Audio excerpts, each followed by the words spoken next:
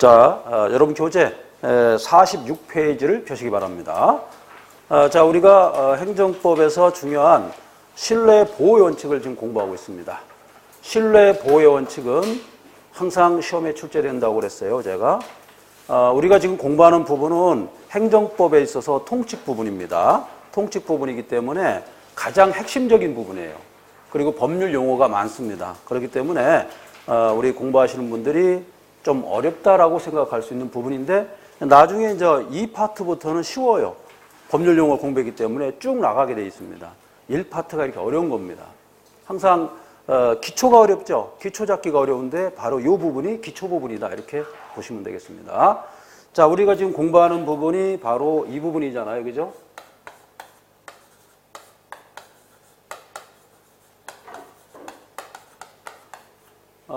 아무리 강조해도 지나치지가 않는 부분이죠. 한 문제가 꼭 출제된다고 그랬죠.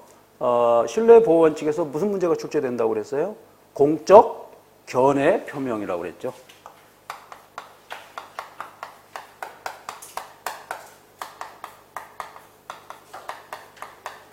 공적인 견해를 표명했을 때 이걸 믿었다는 겁니다. 여러분들 신뢰라는 게 있죠. 믿을 신자잖아요. 그죠? 믿을 신자. 이게 뭐 한문 써서 죄송합니다만 믿을 신자는 뭡니까? 사람이 말을 믿었다는 거 아니에요. 그죠? 사람의 말을 믿었는데 믿어가지고 손해를 봤다는 거 아니겠어요? 그죠? 손해를 봤다는 겁니다. 그랬을 때 국가 또는 행정관청에다가 손해배상 또는 자기의 손실 본 거죠. 이것을 청구할 수 있는 것이 바로 신뢰보호 원칙이다. 이렇게 보시면 돼요. 자, 우리 행정법이 항상 처음 출제되는 것이 많이 있다고 그랬죠. 40파트예요. 토탈에서 40파트인데 그것만 달달달하고 기출문제 하면 80점인 거예요. 80점 이상 나오는 겁니다. 근데 여러분들은 그거보다 한참 높은 목표를 잡으셔야 됩니다. 그렇죠? 만점을 맞아야겠다. 그래야 이제 아무래도 발령 나는 것도 그렇고 자기가 이제 소속되는 부분에 대해서 선점을 할 수가 있다. 이렇게 보시면 돼요. 만점 맞으면 되는 거 아니겠습니까? 아무리 어려워도. 아시겠죠? 자, 여러분 교재를 보시는데 자, 46페이지 보시면은 사례가 나와 있을 겁니다. 대부분 여러분들이 뭐 행정법을 오래 공부하신 분들이 있지만 처음 공부하신 분들이 상당히 많이 계실 거예요. 그래서 기초적인 내용을 많이 설명하도록 하겠습니다. 그렇지만 시험과 연결된 부분을 또 터치 안 할 수 없죠. 자, 시험에 가장 연결되는 부분 보겠습니다. 판례 두 번째를 보시기 바랍니다. 거기 보시면은 한약사 국가시험 이렇게 나와 있어요. 한약사 시험. 이건 좀 사례인데 이 한약사 시험이 있는데 행정법은 거의 99%가 판례라고 그랬죠. 이 판례가 정리가 다 돼 있어요. 사실 행정법 책이 2권으로 돼 있는데 다른 책은 4권으로 돼 있는 것도 있어요. 그걸 줄여야 됩니다. 그걸 다 공부하는데 10년 걸린다고 그랬죠. 10년 세월을 여러분들 지나면은 금방 환갑이 다 돼 있을 겁니다. 세월이 그만큼 빨리 흘러가는데 거기에다 너무 투자할 필요는 없다. 그래서 이제 신뢰보호원칙에서 판례 중에서 중요한 것이 바로 한약사 시험이에요. 한약사 시험인데 거기 잠깐 보도록 하겠습니다. 한약사 국가시험의 응시 자격에 관해서 응시 자격 한번 동그라미 치셔야겠죠. 자, 우리가 항상 공부할 때는 키워드를 공부합니다. 키워드. 키워드가 제일 중요한 겁니다. 핵심 말이 중요하다. 그 얘기 나오면 얼른 찍어야 되는 거예요. 아, 이거 내용을 다 알아야 됩니까? 할 필요가 없죠. 이 내용, 판례 내용이 얼마나 많은데요. 그거 다 하자면은 세월 다 갑니다. 그래서 만약에 한약사 시험이 있다. 그럼 말할 필요 없이 뭐예요? 신뢰보호 원칙에 반한다가 답인 거예요. 아시겠죠? 한약사다. 그럼 신뢰보호 원칙에 반한다. 이게 답인 거예요. 두말할 필요 없이. 자, 근데 그 과정을 잠깐 살펴보겠습니다. 어떤 과정이 있었는지 잡아요. 약사법 시행령입니다. 약사법 시행령에 처음에는 말이죠. 한의학과 졸업하지 않아도 한의학사 시험을 볼 수가 있었어요. 무슨 얘기인지 아시겠죠? 거기 보면은 뭐라고 나왔냐면 한약 자원학과라는 게 있어요.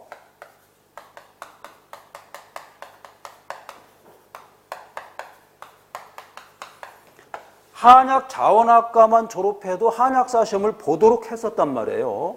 그런데 법이 바뀌어서 한의학과를 나와야 한약사 시험을 보게 했단 말이에요. 그럼 한약 한약 자원학 학생들은 좋아요, 나빠요? 나쁘죠? 아무래도 신뢰 보호 원칙에 반하죠? 난 믿었단 말이에요. 믿어가지고 내가 한약사 시험 보려고 한약 자원학과에 입학했는데 나중에 보니까 한의학과 나온 사람만 보겠다. 어때요? 안 되겠죠. 신뢰 보호 원칙에 반한다가 답입니다. 자, 그거 빨간 거로 박스 좀 쳐놓으세요. 자, 다섯 번째 줄에 있죠. 신뢰 보호 원칙과 평등 원칙에 반한다. 빨간 거로 줄 그으면 되겠죠. 사실은 이 판례가 상당히 고난이 판례입니다. 고난이 판례지만 여러분들이 답은 빨리 찍을 수 있어야 돼요. 한약사 시험 어때요? 요것밖에 없어요. 한약사 시험은 신뢰 보호 원칙에 반한다가 답입니다. 왜? 한약 자원학과 애들이 한의사 학과 아니죠. 한의학과가 아니기 때문에 얘들을 떨어뜨린 거예요. 그럼 얘들은 아무래도 화가 나겠죠. 행정법상 신뢰 보호 원칙에 반한다. 이게 답인 것입니다. 여러분들 꼭 숙지해 주시고. 자, 그 다음에 47페이지를 보시기 바랍니다. 47페이지 6번. 6번은 뭐냐면 종교법인이 말이죠. 자, 이런 거 많아요. 종교법인이 어떤 땅을 가지고 있었습니다. 땅을 가지고 있었는데 그러면서 토지거래 허가를 받았어요. 어렵습니다. 토지거래, 종교법인 동그라미 치시고 토지거래 허가 동그라미 치시고 토지 허가를 받았습니다. 받고서 토지 형질 변경 신청을 했습니다. 좀 어려워요. 행정법에서 이런 말 많이 나옵니다. 토지 변경 신청을 했는데 토지 변경 허가 신청을 했는데 국가에서 행정청에서 안 된다고 한 사건입니다. 이럴 때도 신뢰 보호 원칙에 반한다는 것이 판례의 태도입니다. 자, 여러분들은 그럼 어떻게 해야 돼요? 종교법인, 그죠? 토지거래 허가, 그 다음에 형질 변경 신청, 요거만 알면 되겠죠. 이런 세 가지가 나왔을 때는 신뢰 보호 원칙에 반한다. 이게 답입니다. 그렇게 공부를 하라는 거예요. 어느 세월에 이걸 다, 그죠? 여러분 뭐 시험 보셨지만 한 줄을 넘어가지가 않죠. 그죠? 한 줄을 안 넘어가요. 한 대여섯 자 나오고 말죠. 그죠? 1번 5자, 2번 4자 이렇게 나오는데 이렇게 길지도 않습니다. 요령을 가지고 공부해야 된다. 아시겠죠? 생활을 엄청 단순하게 하셔야 돼요. 아, 나는 진짜 1년 동안 진짜 이거 공부 외에는 딴 생각 하지 않겠다. 이런 마음을 가져야지 너무 많이 만나고 너무 자질 그런 거면 안 되겠다. 이런 얘기예요. 아시겠죠? 자, 그리고 항상 신뢰 원칙에 반하는 거, 그럼 반하지 않는 게 또 있겠죠? 한쪽을 공략하는 게 좋다. 다 알면 좋겠죠. 자, 신뢰 보호 원칙에 반하지 않는다고 판단한 거 있죠? 1번도 나와 있죠? 거기 보면 경주시 도시계획 변경 이렇게 되어 있습니다. 자, 경주시 도시계획 변경에서 화랑공원이라는 게 있어요. 화랑공원. 화랑공원에 경계 측량 등 작업에 관해서 점점점 이렇게 나왔습니다. 이런 경우는 신뢰 보호 원칙에 반하지 않는다는 것입니다. 자, 화랑공원, 그 다음에 경주시의 도시개혁 변경안. 이걸 믿었다는 거예요. 나중에 변경되고 나서 나 이거 믿었는데 잘못됐지 않았습니까? 하면 소용없다는 얘기입니다. 키워드 나왔죠? 경주시 나왔고 그 다음에 화랑공원, 그 다음에 도시계획 변경 동그라미 3개 치면 되겠죠. 나머지는 뭐 읽을 필요가 없겠죠. 자, 넘기시기 바랍니다. 상당히 많아요. 거기 보면은.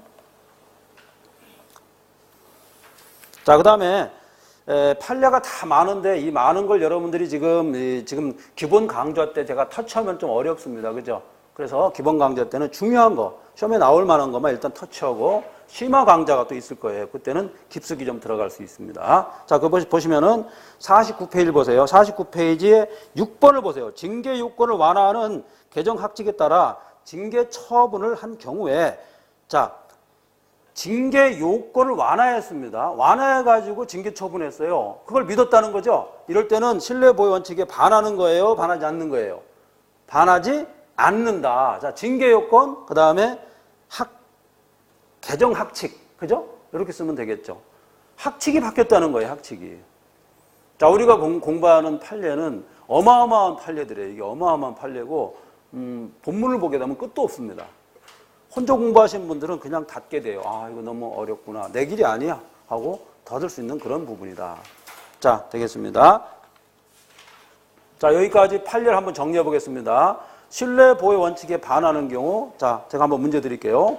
한약사 시험. 반하죠. 그죠? 반한다고 그랬잖아요. 그죠? 그 다음에 종교재단이 형질 변경해가지고 신청했는데 거부했다. 아, 이것도 신뢰보호 원칙에 반한 거. 그죠? 이렇게 되고. 그 다음에 경주시? 반하지 않죠. 그죠? 그 다음에 지금 학원 징계처벌 완화시켰다? 반하지. 이렇게 하면 답이 되는 거예요. 아시겠죠? 간단한 거예요. 단순하되 템포 있게 나가달라. 이렇게 말씀드리겠고. 자, 여기까지가 우리가 두 문제가 출제된다고 그랬어요. 첫 번째가 우리가 공부했던 게 뭡니까? 통치행위가 나왔잖아요. 그죠? 1번 타자가 통치행위였잖아요. 그 다음에가 부당결부 금지 원칙. 크게 보면 두 가지가 시험에 출제되는 거예요. 이렇게. 여기까지. 큰 걸 두 개 잡으라면 그거라는 거예요. 알겠죠? 자, 그러면은 제5강 행정의 유형을 보도록 하겠습니다. 행정의 분류. 여러분들 기초를 잡는 분이 많기 때문에 그 내용을 좀 설명드릴게요. 거기 보시면은 다른 거 다 필요 없고 동그라미 똥똥 쳐놓고 급부행정 이렇게 나와 있죠? 급부행정. 한마디로 말해서 주는 거죠. 베푸는 거죠. 좋은 거죠. 수익행정이다 이렇게 보시면 되겠죠. 급부행정은 수익행정이에요. 수익. 이렇게 두 가지로 나눌 수가 있죠. 수익은 국민한테 좋은 거죠. 이건 나쁜 거란 말이죠. 급부 좋습니다. 아무래도 좋겠죠. 그죠? 급부행정. 자, 그 다음에 침익행정 보세요. 두 번째 건너뛰고 필요 없으니까요. 침익행정은 뭡니까? 침익적 행정은 침해 또는 부담. 자, 질서행정 줄거세요. 질서행정. 경찰관 직무법상 예를 들어서 경찰관이 말이죠. 주차 금지. 침익이에요? 수익이에요?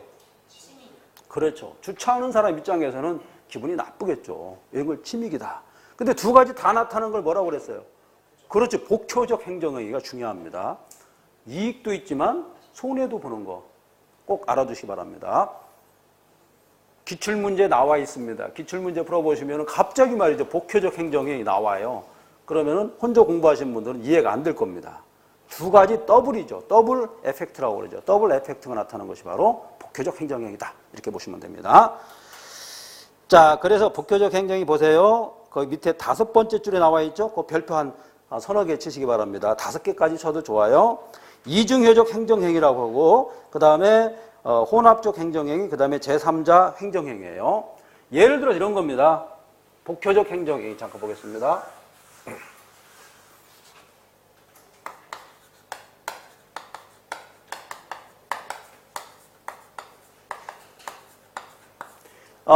예를 들어서 우리 집 근방에 말이죠. 요양원이 들어와요.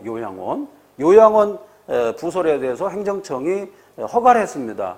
자, 그러면은 요양원이 들어오면 누가 좋아요? 노인들은 좋죠. 근데 아무래도 주변 사는 사람들은 아무래도 번거로울 수가 있다. 안 좋을 수가 있죠. 치매 환자라든가, 그죠? 이런 사람이 오면은 아무래도 나쁠 수가 있어요. 누구는 손해보고 누구는 손해보지 않는 경우, 이거를 복효적 행정. 예를 들어서 요양원, 그죠? 이런 거. 그 다음에, 아무래도 이제 병원 같은 경우도 마찬가지죠. 병원도 치매 환자만 수용하는 병원이 있을 거예요. 그 다음에 말년 암 환자들. 아무래도 여기에 암 환자 말기 병원이 있는데 좋을 수 있습니까? 주변 사람들은 맨날 말기 암 환자 봐야 되는데. 그죠? 이런 경우가 있다. 자, 보시면 되겠고. 자, 그 다음 밑에 쭉 보시면 권력행정이라는 게 있습니다. 다른 거 필요 없습니다. 권력행정. 자, 여러분들 주의해서요. 우리 행정은 성격이 어떤 성격 가지고 있다고 그랬어요? 그렇죠. 공익적 성격. 그 다음에 두 번째가 우월적 성격을 가지고 있다.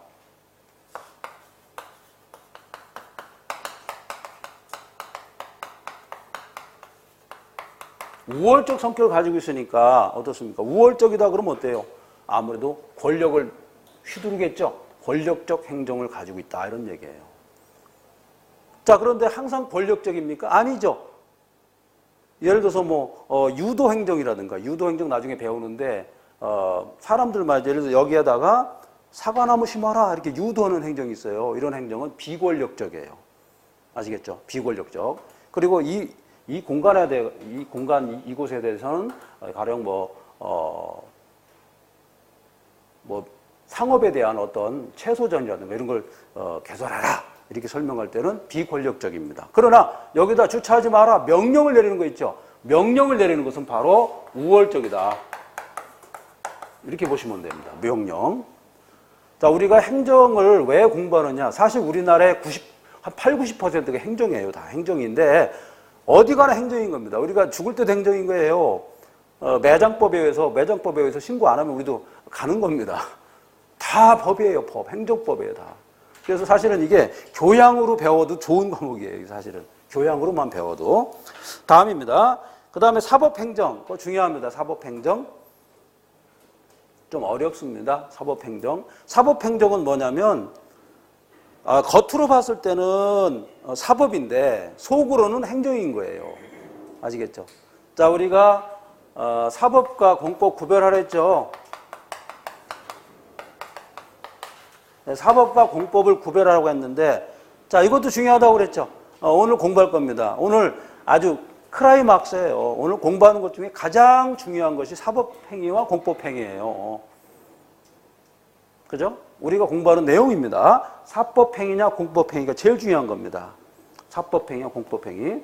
그런데 겉으로는 사법행위인데 속으로는 공법행위라는 경우가 있다는 거예요. 자, 예를 들어서 내가 군인입니다. 군인인데 군인이 사복, 일반 옷을 입고 가서 맥주집에서 맥주 한 잔 먹고 있습니다. 그럼 나는 군인입니까? 아니면 일반인입니까? 군인이라는 거예요. 사법의 공법행위가 그런 뜻입니다. 알겠죠? 자, 제가 미국 사람인데 한국에 와서 한국 사람들이 입는 한복을 입고 갓을 쓰고 춤을 췄어요. 내가 미국 사람입니까? 한국 사람입니까? 미국 사람이라는 거예요. 이게 사법의 공법행위예요. 알겠죠? 아시겠죠? 본질은 바뀌지 않고 껍데기만 바뀐 거죠. 자, 지금 우리가 21세기 살면서 이런 경우가 많죠. 상당히 많습니다. 상당히 많아요. 이 복합적인 세계에 살다 보니까 이런 경우가 많이 발생한다. 그래서 약간 복합적인 문제가 바로 사법행정이다. 이렇게 보시면 됩니다. 자, 다음으로요. 자, 그 정도 보시면 되겠고. 자, 그 다음에 행정법은 행정조직, 행정자격, 행정구조에 관한 국내공법이다. 국내공법 줄 한번 탁 끄셔야죠. 국내공법이다. 국내공법이다. 자, 제가 지난번에 공법이 뭐라고 그랬어요? 국가와 개인 간의 관계를 규율하는 법. 그래서 공법관계와 사법관계 한 문제 나온다고 그랬죠. 나올 때는 딱 40개밖에 안 돼요. 나중에 세보세요. 딱 40개. 요것만 하면 되고 플러스 기출. 기출문제 몇 번 봐야 돼요? 최하 10번을 보면 돼요. 한 번 보면은 한 7, 80점 나오고 두 번 보면 80점. 세 번 보면 점점 올라가는 거예요. 10번만 보면은 여러분들은 눈 감고도 찍어요. 왜 그렇다고 그랬죠? 기출문제에서 계속 변형한다고 그랬잖아요. 그죠? 아주 웃긴 거예요. 그래서 특히 행정법은 기출문제 한 5, 6년 난 거 있어요. 여러 가지 시험에서 그것만 잘 가지고만 다녀도 되는 거예요. 사실은 그것만 들고 다녀도 큰 문제가 없어요. 문제 푸는데. 그러니까 이만큼 기출문제가 중요한데. 그죠? 나중에 이제 기출문제 풀이를 할 거예요. 그때 보면은 기본이 중요하다는 걸 알게 됩니다. 기본도 모르고 기출문제 할 수가 없죠. 암기 방법밖에 안 되죠. 40군데입니다. 40군데. 자, 그 다음에, 자, 3번에 나와 있죠. 이 빨간 거로 그세요. 레드펜으로. 행정법의 특성은 재량이 크고, 그렇죠. 재량성이 크다고 그랬죠. 엄청나게 재량이 있다고 그랬죠. 그 다음에 행정 주체에 무슨 성이 있다고 그랬어요? 우월하다. 우월하기 때문에 권력적이다. 이렇게 설명드렸죠. 평등적이 아니라고 그랬죠. 헌법 제10조에 보면은 11조죠. 11조에 보면 모든 국민은 평등하다 이렇게 규정되어 있어요.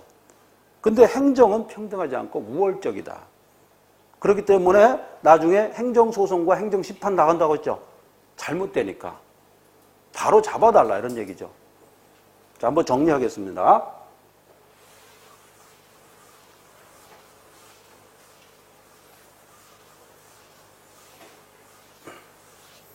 자, 우리가 이제 소송 세 가지를 한번 분석해 보겠습니다. 세 가지.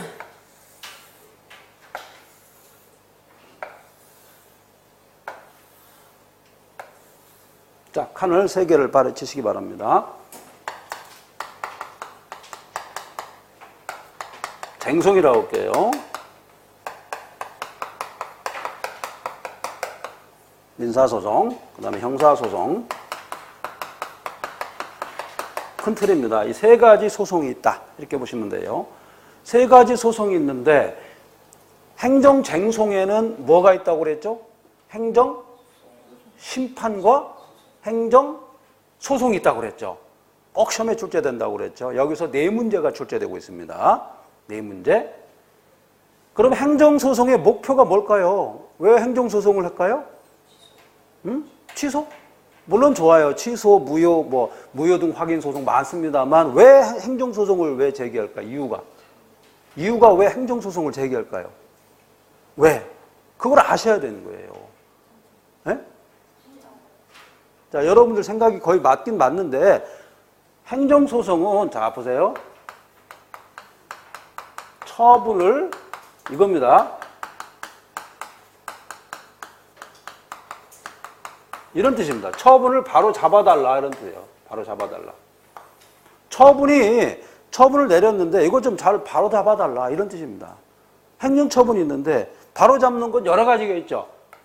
무효화 시켜달라, 취소화 시켜달라 이런 거죠. 그죠?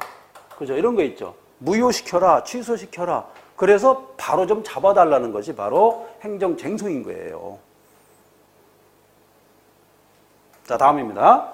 그럼 민사소송은 뭐예요? 민사소송은 금전적인 배상을 하라. 그죠? 금전배상이에요. 금전.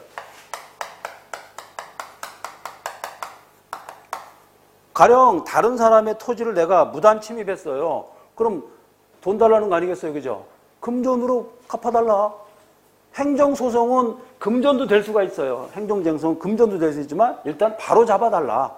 바로. 잘못됐으니까. 다음으로 형사소송은 뭡니까? 형사소송은 범죄의 실체를 발견해라. 실체.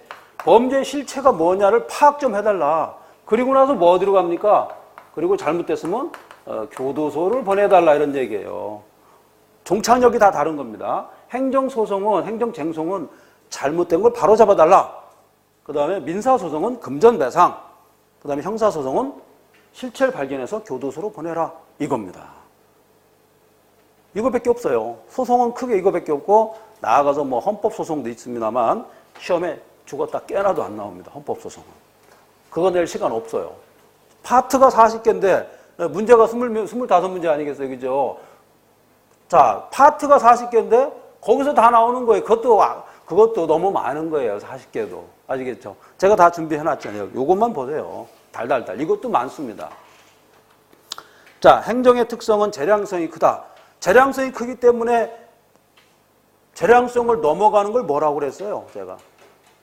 부당하다고 그랬죠? 부당하면 어디로 가야 돼요? 행정? 심판으로 가야 된다. 말씀드렸잖아요. 그죠? 이겁니다. 자, 다음 페이지요. 행정법에 의의 나와 있죠? 자, 프랑스에서 가장 먼저 발전했다고 그랬죠? 프랑스의 누굽니까? 알아두세요. 자, 제가 설명드렸죠? 우리나라는 행정국가예요? 사법국가예요? 그렇죠. 사법국가예요. 행정국가가 아니라고 했죠. 왜? 이유가 뭡니까? 행정법원이 분리가 안 돼 있다고 그랬죠? 이게 핵심인 거예요. 그래서 제가 이 강의를 오래 했지만 항상 여러분들한테 강조드리는 게 뭐냐면 가장 큰 뼈대기를 알고서 그냥 기출문제 원래 이건 거예요. 길은 바로 그거예요. 아시겠죠? 자, 프랑스 브랑코 판결 있습니다. 여러 가지 판결이 있는데 X표 그렇죠. X표. 브랑코는 발음이 많기 때문에 블랭코라고도 해요. 그래서 출제하기 어렵습니다. 브랑코도 있고 많습니다. 그래서 기본 어휘가 아닌 거예요. 이런 거는 과거엔 배제. 알겠죠? 자, 오토마이어 좋습니다. 오토마이어도 이 행정법의 아버지예요. 여러분 음악의 아버지 누구예요? 바하 핸들 이런 거죠.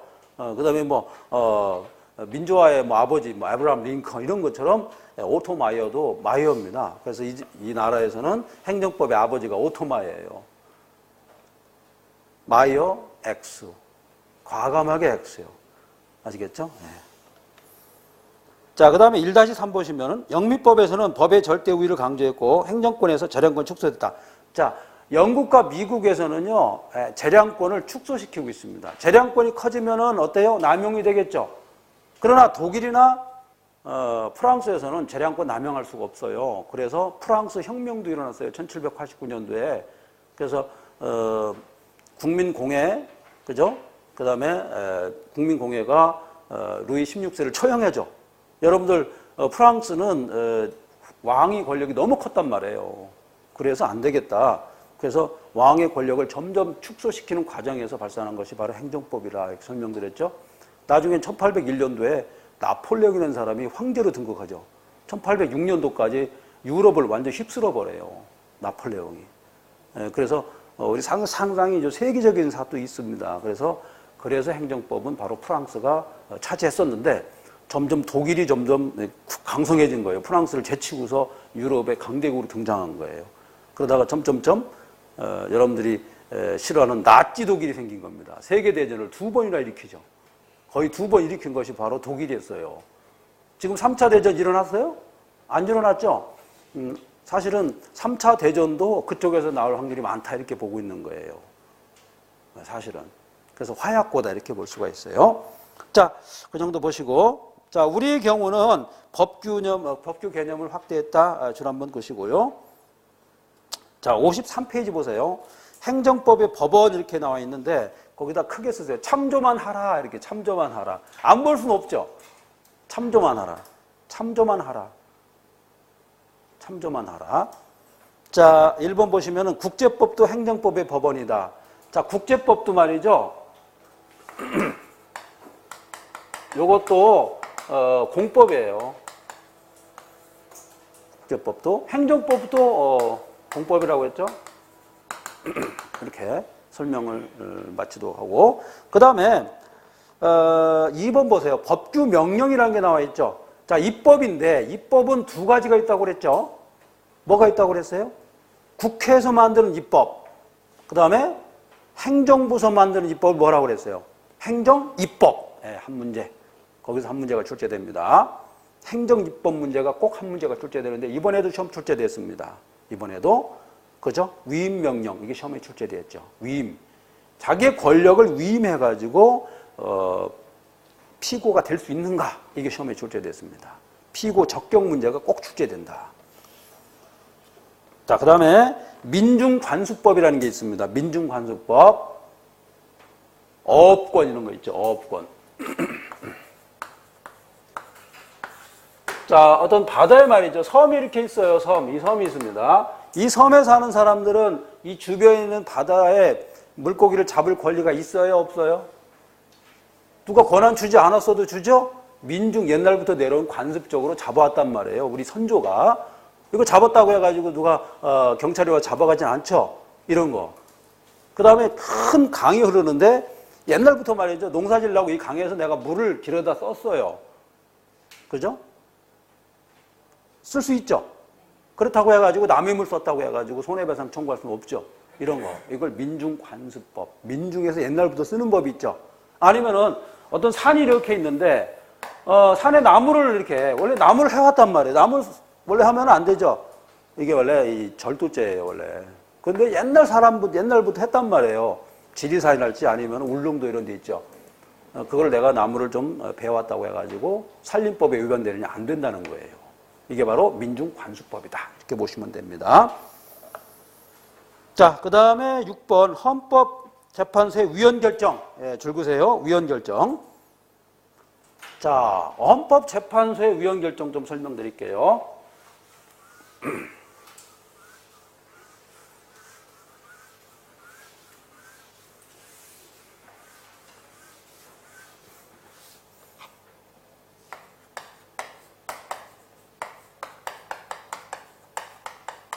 위헌이라는 건 뭐냐면 법률이랄지 법률에 해당하는 것이 헌법에 반하는 거예요.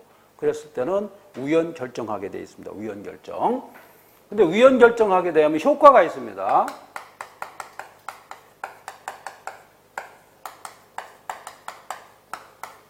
정지된다. 법적 효력이 끝나는 거예요. 정지된다. 위헌 결정 내리면 이런 얘기입니다. 자, 이거는 왜 제가 여러분들한테 설명을 드리냐면 간혹 가다가 헌법재판소 결정이 시험에 출제됩니다. 간혹 가다가 그래서 이거를 헌법소송이라고도 합니다. 헌법소송이라고도 해요. 헌법소송. 자, 그 정도만 되겠습니다. 더 깊이 들어갈 필요가 없습니다. 여기 정도. 여기서 끝나야 돼요. 집에 가서 또 뭐, 야, 내가 좀 공부 더 해야겠다. 그러면은 점점 자기가 이제 무덤을 파는 꼴이에요. 점점 무덤을 파가지고 나중에 이것도 봐야지, 저것도 봐야지 하다 보면 세월만 가는 거예요. 그죠? 무덤을 파는 거예요. 여러분들 인생 살이 해야 되는데, 그죠? 시험 합격해서, 시집장가 가서 아들, 딸하고 살고, 그죠? 사람답게 살다가 이제 할아버지, 할머니 돼가지고, 요양원 가서, 그죠? 그런 다음에 거기서, 이제, 인생을 마감하다. 이렇게 되는 거 아니겠습니까? 그러니까 이런 절차를 밟아야 되는 거예요. 조선시대 때 선비들은 안 그랬을 것 같아요? 똑같죠. 그죠? 한 30까지 과거 공부하다가, 그죠? 과거 공부해가지고 합격하면 어떻습니까? 관계에 진출하는 것이고, 못하면 어때요? 거기서 그냥 서당 선생님 오는 거예요. 그러다가, 그 당시에는 수명이 짧으니까 한 40쯤 되면 죽어야 되는 거죠. 지금은 한 거의 90까지 살잖아요. 근데 그 당시는, 여러분들 조선시대 때 왕들이 한 평균 30, 한 4, 5세까지 살았는데 오래 산 거예요. 그 당시에. 그 당시에 우리나라 평균 수명은 30세밖에 안 돼요. 30세가 안 됩니다. 그렇게 짧았어요. 지금은 뭐 길죠. 너무 길어서 탈이죠. 그래서 그럴수록 우리는 대비를 해야겠다. 이런 얘기죠. 자, 민중관습법 알아두고, 그 다음에 밑에 쭉 보시면은, 민중관습법에는 관행, 어업 및 관습법상 유수사용권이 있다. 자, 유수사용권 알아두세요.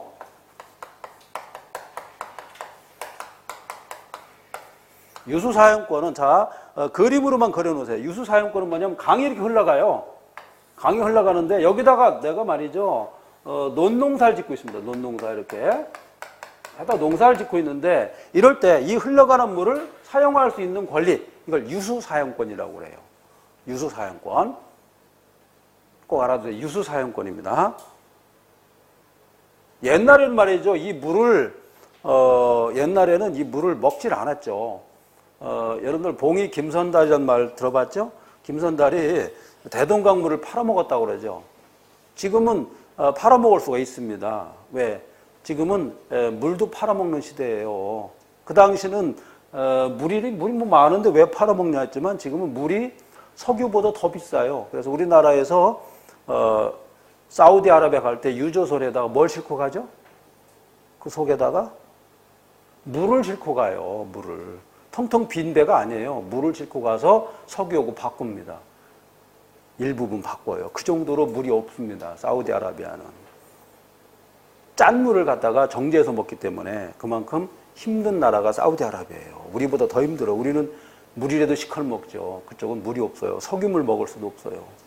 자, 그렇게 보시고, 그 다음에 국제법규가 있습니다. 자, 국제법규라는 거 찾아보세요. 밑에서 한 7, 8번쯤 나오죠. 국제법규는, 별도의 입법조치, 별도라고 봐야겠죠. 별도의 입법조치 없이도, 다른 방법의 입법조치 없이도 국내법 수용된다. 예외 있다. 이런 얘기죠. 자, 그러면은, 자, 그림 한번 그려볼게요. 이 국제법이 말이죠. 국내법보다 한 단계 높다라고 보고 있어요. 지금 국내법. 지금 북한에서 도발하려고 그러죠. 근데 무슨 문제가 발생합니까? 북한에서? 북한은 국내법으로 다스립니까? 지금 국제법으로 다스립니까? 국제법으로 다스리는 거예요. 북한은. 북한이 핵 자꾸 하죠. 핵 폭발하고 그러는데 국가에서 못하니까 유엔에서 컨트롤한단 말이에요. 이걸 국제법이라고 그래요. 국제법이 국내법보다 우위란 말이에요. 그 얘기가 써 있는 겁니다. 그러면은 이 국제법은 곧바로 행정법이 될 수 있다 이런 얘기입니다. 이렇게 될 수가 있다. 아시겠죠? 요 정도. 이거보다 더 들어가면 안 됩니다. 국제법의 아버지 뭐 공부할 필요 없습니다. 이거는 참조만 하라는 얘기이기 때문에 나중에 한번 쭉 읽어보고 줄근 거 외에는 필요가 없는 거구나. 이렇게 보시면 되고. 자, 넘기시기 바랍니다. 행정관습법 있죠? 행정관습법. 자, 관습. 그럼 관습은 법이냐 아니냐? 습관인 거예요. 여러분 어때요? 습관도 법이에요? 법이라는 겁니다. 습관이 쌓이면 이것도 관습법이다. 관습법도 무시 못한다는 겁니다. 관습법도. 자, 1번 줄 그세요. 반복적으로 관행적으로 하는 것이 관습이다. 반복을 해야 됩니다. 몇 수백 년 동안, 몇 십 년 동안 계속 반복적으로 내려왔다? 이건 법이나 마찬가지입니다. 법이나 마찬가지예요. 옛날에 이제 조선시대 때 참 슬픈 문제가 있었는데, 옛날에는 조선시대 때는 말이죠. 자식을 못 낳으면은 소박을 맞았죠. 그죠? 여자분들이 소박을 맞았는데, 어떻게 맞았냐면은, 여자분을, 좀 약간 충격적인데, 새벽에 이렇게 나가라고 합니다. 나가가지고, 이 성황당에서 앉아있죠. 앉아있으면은 처음 보는 남자한테 따라가게 돼 있어요. 옛날에는, 조선시대 때는. 이게 바로, 관습법적인 거다. 문제가 있었기 때문에 대한민국에서는 다 없어버렸습니다. 야, 이거 문제가 있구나 해서 다 없애졌어요. 슬프죠? 지금은 거꾸로 됐습니다. 남자가 소박을 맞는 시대예요. 요즘에는 남자가 점점 여자하고 달리 여자분들은 능력이 막 점점 늘어나죠. 근데 남자들은 갈 데가 없는 거예요. 언제부터? 2차 대전 후부터. 2차 대전에서 남자들이 막 전쟁하고 왔죠. 집에 막 와가지고 여보 사랑해 딱 했더니만 부인은 없습니다. 어디 갔을까요? 직장을 나가고 있었습니다. 남자가 군대 간 사이에 남자가 다니는 직장을 여자가 나간 거예요. 이미 자리 잡은 거예요. 자리 잡아가 남자 자리 못 잡죠. 이미 총 쏘는 것밖에 모르니까 기술을 다 까먹고 맨날 연병장 뛰는 것밖에 모르니까 와 보니까 부인은 이미 기능공이 돼 있다는 거예요. 엄청난 능력자가 돼 있었어요. 그 뒤부터 남성분들이 뒤로 밀리기 시작했어요. 그러다가 21세기 넘어가면서 충격을 먹죠. 아시아의 대통령이나 수상들이 다 여자잖아요. 중국하고 중국 빼고는 그죠? 대부분 다 여성 우월로 갔어요. 미국도 대통령 그죠? 여자 대통령 뽑으려고 했는데 미국의 45명 대통령 중에서 여자는 한 명도 없습니다. 오히려 미국은 안 뽑아요. 한국은 여왕도 여자 있었고 많죠. 그죠? 우리나라가 그런 추세다. 그래서 지금 군무원 시험도 여성분들이 지금 많이 보려고 그러는 거 아니에요. 그죠? 함장이나 이런 사람들 여자가 많습니다. 지금. 그죠? 그만큼 꼼꼼하고 그런데 중요한 것은 서로 이제 화합을 하면서 나가야겠죠. 자, 그 정도 보시면 되겠고, 관습헌법 X표. X입니다. 판례법 역시 X표입니다. 나중에 이제 제가 이 부분은 심화학습 때 좀 터치를 좀 해줄 가능성이 있습니다. 또 터치를 좀 해주고 시험에는 안 나옵니다. 절대 안 나와요. 의미만 좀 알아두세요. 이 판례법도 마찬가지입니다. 판례가 계속 쌓이면은 자, 판례는 제가 뭐라고 그랬죠? 나한테 판례?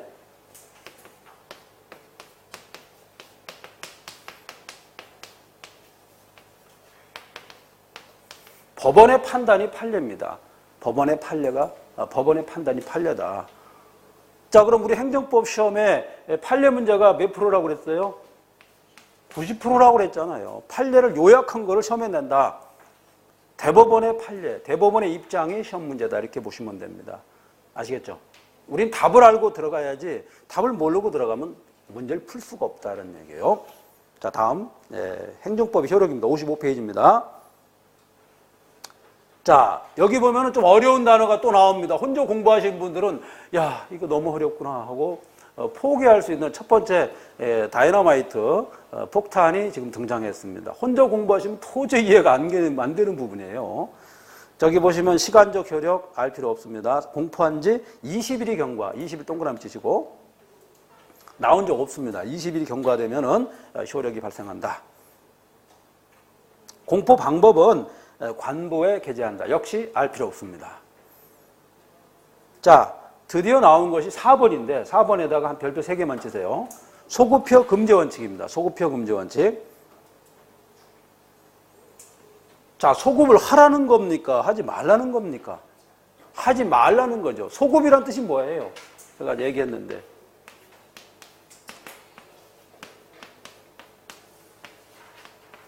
이런 뜻이라고 했죠? 거슬러 올라간다 이런 뜻이죠. 거슬러 올라간다. 즉 과거로 올라가가지고 처벌한다? 안 된다는 거예요. 이걸 소급표 금지 원칙인데 자, 나올 확률은 50%입니다. 50%. 퍼센트까지 제가 말씀드릴게요. 50%. 좀 어렵습니다. 이해 가요? 네? 아, 소급표 금지 원칙 대충 어떻게 돌아갑니까?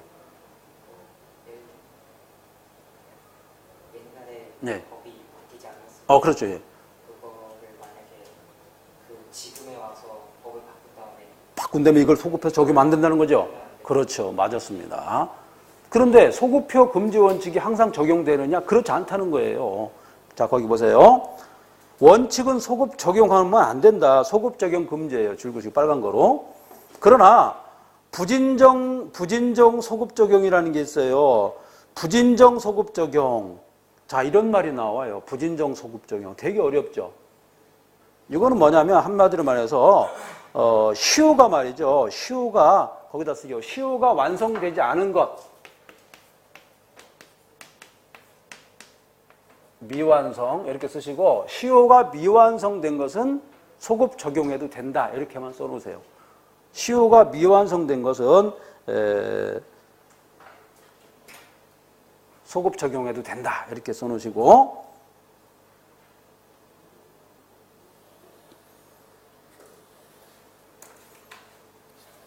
자, 그러면 판례가 두 개가 있습니다. 거기 줄 보세요.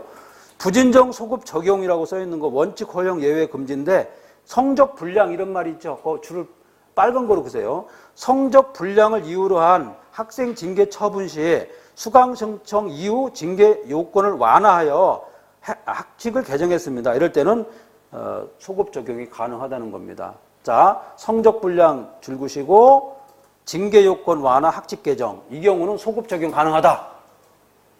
자, 이렇게 공부해야죠.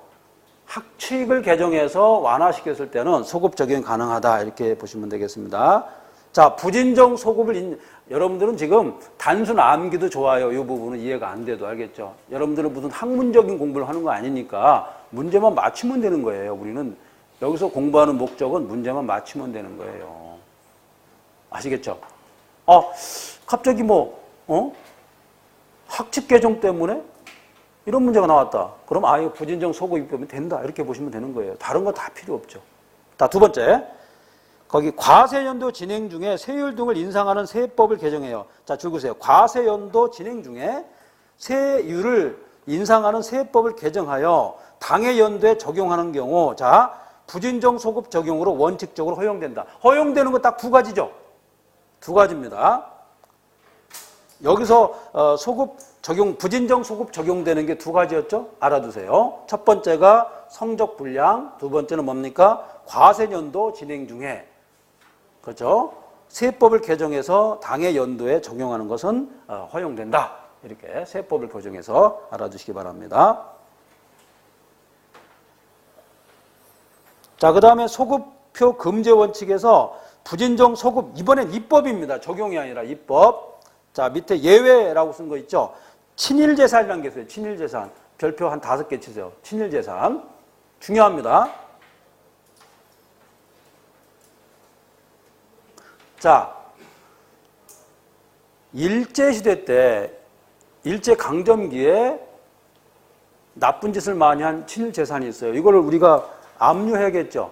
그래서 법을 만들었습니다. 지금. 법을 만들어서 압류할 수 있을까요? 없을까요? 압수할 수. 있다는 겁니다. 자, 별표 괜히 5개 친 게 아니겠죠? 친일재산은 지금도 뺏을 수가 있다는 얘기예요. 만약에 지금 법을 만들어가지고 국가에 환수시켰다. 그럼 나쁘다는 거예요? 좋다는 거예요? 좋다는 겁니다. 포인트 잡혔죠? 친일재산을 예를 들어서 재산을 국고 기속하려고 법을 만들었다. 그럼 소급 적용할 수 있다? 있다가 답입니다. 자, 55페이지에 중요한 판례 3개를 했습니다. 3개 판례 내용이 되겠죠. 첫 번째 부진정 소급입법에서 성적 불량과 관련해서는 소급할 수 있다 이렇게 되어 있고, 두 번째는 과세 연도죠. 연도와 관련해서 부진정 소급입법 적용된다 이렇게 말씀드렸습니다. 알아두시고, 자, 그 다음에 제일 중요한 거 뭐였어요? 부진정 소급입법에서 친일재산 중요했죠. 친일재산을 국가 기속시키려고 법을 만들었다. 할 수 있느냐? 있다. 이게 답입니다. 왜 할 수 있을까요? 포인트가. 왜 할 수 있습니까? 바로 이거죠. 공익 때문에 그렇다. 공익 때문에 압수할 수 있다. 이렇게 보시면 되겠습니다. 자, 다음 페이지입니다. 다음 페이지 보시면은 56페이지 보시면은 쭉 나와 있는데 56페이지는 참조만 하라 이렇게 써놓으세요. 참조만 하라, 참조만 하라. 예. 사실 이 내용에 대해서 사실 강의를 해도 되는 거예요. 되는데 시험에는 나온 적이 없습니다. 한 번도 없어요. 여러분 동의를 받고자 예를 들어서 여러분들 이해를 받고자 강의를 해야 되는데 이 내용을 다 설명드리자면 시간 너무 많이 걸리고 불필요한 부분이기 때문에 참조만 하라 이렇게 보시면 되겠습니다. 자, 여러분들이 이제 드디어 학수고대하던 파트가 나와요. 57페이지. 반드시 출제된다. 반드시 출제된다. 뭐라고 써 있습니까, 거기에? 공법관계와 사법관계죠. 이게, 자, 몇 페이지인가 보세요. 넘겨보세요. 장장 3페이지에 걸쳐 제가 나눠놨죠. 그죠? 3페이지입니다. 자, 근데 기출문제에서는 이게 다 나올까요? 천만의 말씀이죠. 기출문제는 나오는 게 따로 있습니다. 그렇지만 이걸 알고 있어야 기출문제를 쉽게 풀 수 있다는 얘기예요. 가급적이면 이 문제를 내가 암기한다 이렇게 생각을 하고 들어가세요. 알겠죠? 그래야 나중에 기출문제가 쉽게 들어옵니다. 자, 공법관계, 사법관계 나온다고 그랬죠?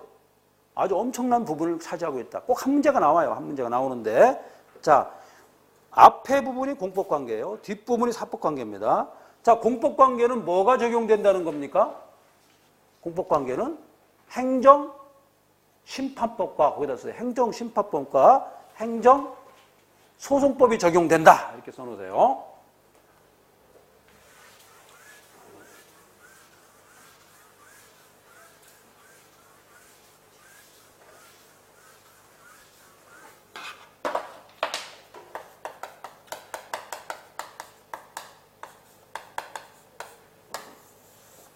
공법관계 이렇게 쓰시고 그 다음에 사법관계.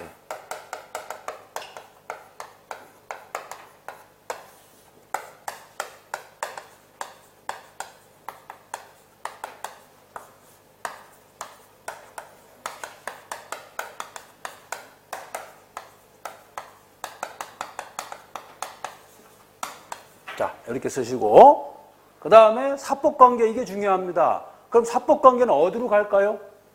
사법관계? 자, 이거 중요합니다.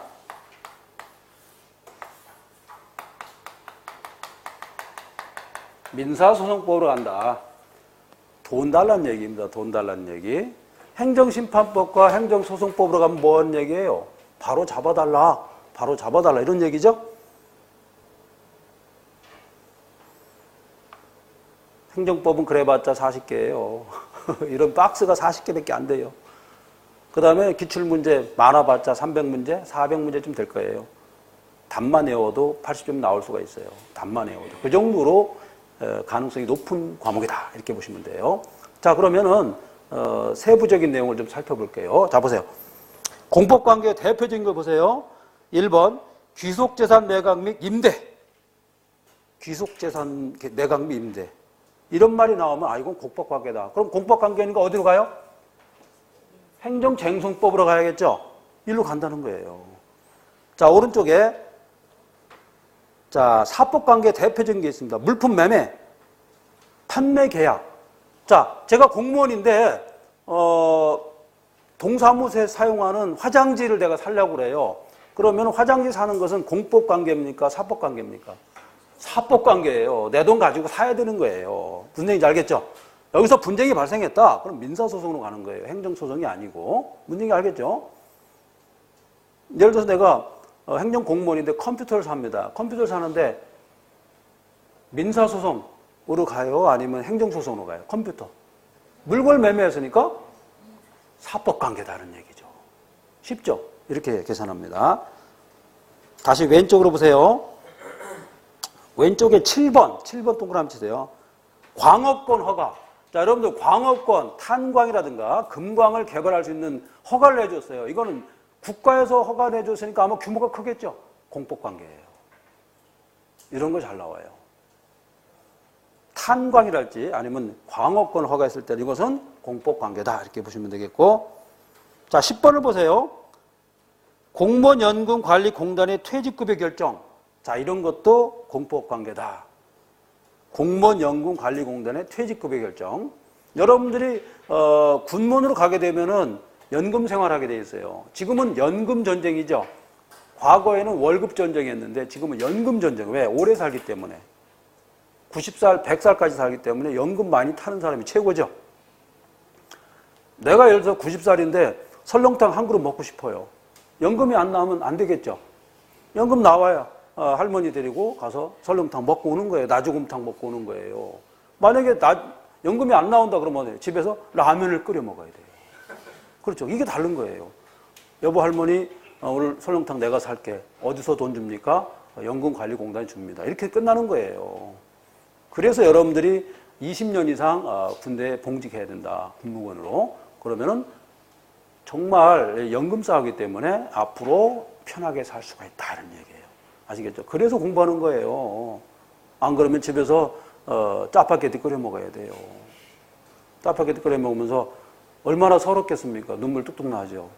남들은 크리스마스 이브 날, 그죠? 이브 날, 근사한 레스토랑에서 아니면은 나주곰탕집에서, 그죠? 곰탕을 먹고 있는데, 눈이 펑펑펑펑 쏟아지는데, 집에서 얼마나 슬프겠어요. 생각을 해봐요. 지금 여러분들이 젊기 때문에 모르죠?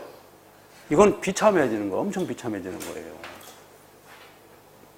그럴 일이 온다니까요, 봐요. 안 그렇겠어요? 와요. 그러니 금방 닥칩니다. 자, 그 다음에 57페이지 계속 보도록 하겠습니다. 10번. 오른쪽에 10번이에요. 이번에는 국유광산입니다. 국유광업 판매 매각. 자, 국유광산 경영 동그라미 치시고, 아까도 광산이었는데, 아까는 광산 허가였죠. 허가는 공법행위지만 경영하는 것은 사법행위라는 거예요. 그 다음에 이걸 매각하는 건 또 사법행위라는 거예요. 좀 어렵습니다. 좀 어렵죠? 갑자기 설렁탕 얘기하니까 웃다가 이 공부하니까 갑자기 인상이 굳어지죠. 이겁니다. 사람이 별게 아니에요. 생각하기 나름인 겁니다. 모든 게. 자, 57페이지까지 일단 공부했고요. 좀 쉬었다가 또 중요한 부분 또 살펴보도록 하겠습니다. 좀 쉬었다 오시기 바랍니다. 수고하셨습니다.